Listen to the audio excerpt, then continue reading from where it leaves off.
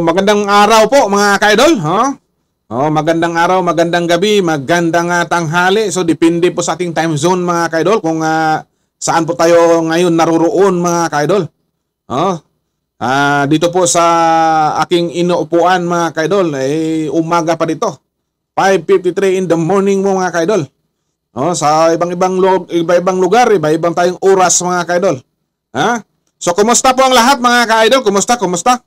So pag-usapan po natin ngayon mga ka-idol yung tungkol po sa impeachment trial ni Vice President Sara Duterte mga ka-idol. So ano na ba ang kahinatnan nito? Ang mangyayari po sa impeachment complaint. So malapit na magbalik ang sesyon sa Kongreso mga ka-idol at sa Senado. So hindi ko nagkamali mga ka-idol, baka June 3 mag-umpisa na yung trial mga ka-idol. Tapos excited pa naman yung ating mga senators mga ka-idol na masusuot ng kanilang mga attire sa bilang isang manghuhukom mga ka-idol. Pero pakinggan po natin mga ka-idol ang mga pamahayag po, kumbaga yung ng mga legal opinion tungkol po sa impeachment trial ni Vice President Sara Duterte, si Attorney Lambino mga ka-idol, although hindi siya nagwagi sa ngayon na kanyang pagtakbo bilang isang senador, pero papasalamat po pa rin mga ka-idol kahit 8 billion lang, 8 billion yang yata ang nakuha niyang boto. Marami mga salamat sa mga Duterte supporters. So may pagkataon pa attorney sa sunod na panahon kung hindi tayo pinagpala ngayong eleksyon na to. So after 3 years pwede na tatakbo ulit. Okay? So pakinggan po natin mga ka-idol, mga legal business, legal opinion to mga ka-idol. Siyempre, abogado, alam nila yung mga about mga legal matters sa mga impeachment complaint mga ka-idol. Ano bang kahinatnan nitong kaso ni Inday Sara? Mabaliwala ba to? O ipatuloy ba to? O ma-convicto ba si Pipi Sara? O mabawalang bisa na ang complaint mga ka-idol? Dahil siyempre patapos na po ang 19th Congress mga ka-idol. Ay hindi nilang tapos. Baka sa 20th Congress mga ka-idol wala na. Panibago at mabasura na to mga ka-idol. So pakinggan po natin yung explanation, mga legal basis ni Atty. Lambino mga ka-idol. Sila nakakaalam nitong mga kaso to mga ka-idol dahil po siyempre mga abogado, mga expert to sa batas mga ka-idol. Sige, pakinggan natin mga ka-idol. Ngayon, tungkol naman po sa Senado. Pag-usapan natin ang Senado. Ang Senado ba ay tulad ng Kamara na ang Kamara ay hindi continuing body? Ang Senado ba ay isang continuing body or continuing institution? Meron po akong pagdududa, doubts. Dahil sa mga desisyon po ng Supreme Court, magmula po doon sa kasong Arnold versus Nazareno, it's an old case. Matagal na po yung kaso na yan, Arnold versus Nazareno. It's an old case. Matagal na po yung kaso na yan, Arnold versus Nazareno. Dinesisyonan po yan ng Supreme Court under the 1935 Constitution as amended. Pero under that Constitution, ang Senado po ay composed of 24 senators din. Pero elected every 2 years, 8 senador. Every 2 years, nag-i-elect tayo noong mga panahon na yun. 8 senador lamang. So, at any given time, during the period na may election, may 16 tayong mga senador na naiiwan. 16 na senador kasi 8 lamang po every 2 years yung i-elect natin. So ang Senado under that case of Arnold versus Nazareno was a continuing institution and body. So lahat ng mga nakabinbin na mga panukalang batas doon o resolution o kaya treaty or international agreement for ratification will continue. Hindi nagkakaroon ng termination every 2 years. Ganyan din ang formula sa Amerika, sa US Congress. Kasi ang Senado rin, doon sa Amerika, 100 senators, 1/3 of them ay elected every 2 years din for a term of 6 years. Ganun din po yun. So, at any given time, may naiiwan na mga 66 or 67 na mga senador ng Amerika. So the Senate of the United States is a continuing institution. It is a continuing body, and all pending matters in the Senate of the United States Congress can continue. Same was true during the time under the 1935 Constitution. Kasi nga, 16 yung senador nating naiikman. But under the 1987 Constitution, ang ine-elect na lamang po natin ay 12 senador every 3 years, starting 1995. Kasi nga noong 1987, we elected 24 senators, and then in 1992, we elected 24 senators na naman. Pero yung top 12 will hold office for 6 years. The 13th to 24th senator will hold office for 3 years, and then starting 1995, nag-elect na tayo ng 12 senators in 98, 2001, gano'n. So ang question, continuing body pa rin ba ang Senado natin under the 1987 Constitution in the present setting? Ang sa akin po ay hindi. It's not a continuing body or continuing institution. Pero may decision kasi ang Supreme Court.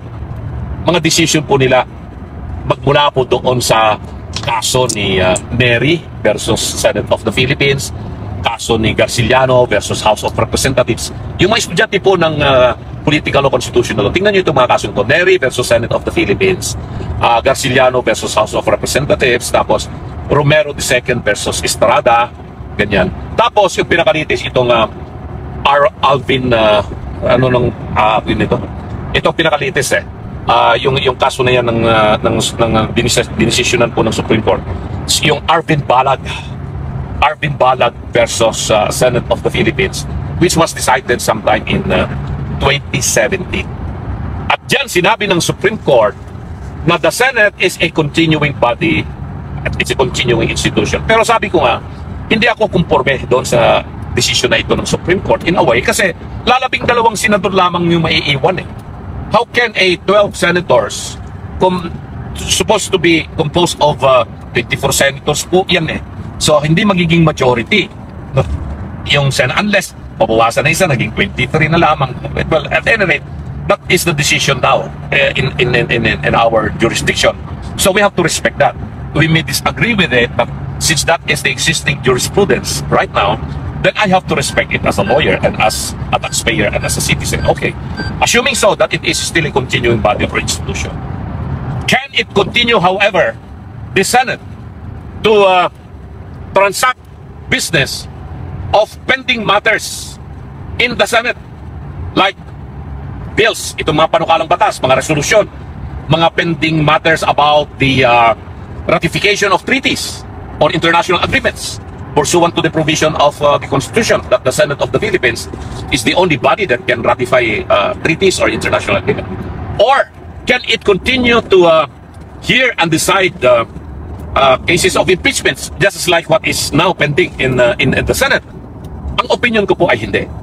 Dahil sa rules of the Senate, while it is a continuing body or continuing institution, as the Supreme Court already said in numerous cases, Neri versus Supreme Court, Garciliano versus House of Representatives, Romero II versus Estrada, and then here now the case of Balag versus the Senate of the Philippines. All pending matters, however, in the Senate are deemed terminated. And it is only optional, sabi ka ng Supreme Court, optional for the Senate of the Philippines to hear and act on these matters as if for the first time.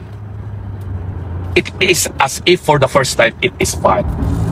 So ibig sabihin yan, particularly let's focus dito sa ating impeachment ni VP Sara. So June 3, magkakaroon ng session. Senate will act as an impeachment court. Ifa-file po nila o mag-approve po nila yung kanilang rules of impeachment, and then tatanggapin na nila formally yung impeachment case na yan. It will now be put in their calendar, and then bibigyan ng summon si Vice President Sara Duterte na hindi naman niya masasagot within 10 days. Pagdating ng 4th Monday of July, ayan, na-reorganize na rin yung Senate. Na-elect na yung Senate President. Na-elect na rin yung mga other officers of the Senate. Secretary of the Senate, yung Majority Leader, etc. So, anong gagawin uli ng Senado? Then, they will have to transform themselves again as an impeachment court. Panibago na mga member ng impeachment court. Kasi 12 nga doon sa mga senador na tumakbo, 12 lang yung na-elect or na-re-elect yun pa. Tulad ni Senator Pong Revilla, unfortunately, hindi siya na-re-elect. So, out. Senator Francis Tolentino, out. Hindi na rin siya magiging wala na. So, may mga bagong mga membro po ng Senate Impeachment Court like Senator natin, si Congressman Marcoleta, hindi pa natin siya masabing Senator-elect. So, magiging member po ng Impeachment Court, magiging member ng Senado si Congressman Marcoleta. No? So, magpapanibago po yung member po ng Impeachment Court. So, anong gagawin po dyan? Mag-a-approve na naman ng panibagong Rules of Impeachment. Diba? Papanibago ng Rules of Impeachment. So, i-approve nila yung Rules of Impeachment. Magpapanibago na naman na magpadala ng summon kay Vice President Inday Sara itong bagong Impeachment Court. But, ito ang tanong. Can the new Senate of the Philippines assume jurisdiction over an impeachment case that was referred by the old House of Representatives? When I already said a while ago, binanggit ko na wala na yun eh. So, since there is no more impeachment case that is pending, when the Congress of the Philippines adjourned on June 30, there is nothing to be heard by the new Senate as an impeachment court because there is no more impeachment case against VP Sara. Yes! June 30. Maliwanag po yan. Yan ang aking legal opinion. So whatever action that the new Senate will do after June 30, and that would be by 4th Monday of July, if they are going to keep on saying that they can acquire jurisdiction and they will recognize this impeachment case that was referred on February 5 by the outgoing Congress or passed forward by the old Congress, would then be, as far as I'm concerned, an act with grave abuse of discretion amounting to lack of jurisdiction. Yun po yung aking opinion dyan.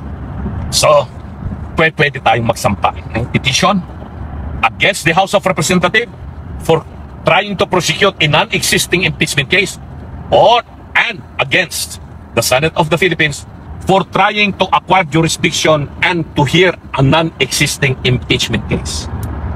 Nakahanda na po yung aking petition po dyan, mga minamahal na kababayan, bilang isang mamamayang Pilipino, Okay! bilang isang taxpayer. Good! Sabi ko nga po sa inyo, kung tayo nangangampanya, nananahimik na po ako bilang isang ordinaryong abogadong probinsyano at bilang isang ordinaryong magsasaka na lamang po.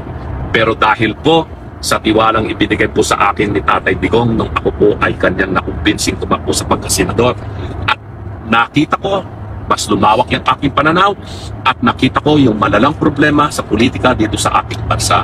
Pinangako ko sa aking sarili, babalik po ako bilang isang abogado. Iko-comply ko po lahat ng kinakailangan kong i-comply para makabalik po ako bilang isang practicing lawyer ulit dito po sa ating bansa. So yan po yung aking mga pahayag tungkol po dyan sa impeachment ni VP Sara. Uulitin ko, hindi na po pwedeng ma-prosecute yung nakapinpin na impeachment case na ito pagkatapos ng June 30 dahil baliwala na po yan. Gusto po nilang magsampa muli ng impeachment kay VP Sara, magsampa po sila ng panibago. But they can only do that after February 5. Ganon din po ang Senado. Pagpipilit po ng Senado na sila po ay didinggin po nila itong nakapinpin na impeachment case, I will also act accordingly as a lawyer, as a Filipino citizen, as a taxpayer. Yan po, and as an ordinary Filipino citizen. Kasi ang impeachment case laban sa Vice President Sara, purely political persecution yan. It's purely political persecution. Gusto lang po nilang matanggal si VP Sara sa political equation comes 2028 at hindi po natin papayagan yan. Nakahanda po ako, ay pusta po lahat ang aking karangalan, ang aking kalayaan, pati ang aking buhay para po sa kapakanan ng mamamayang Pilipino at ng bansang Pilipinas.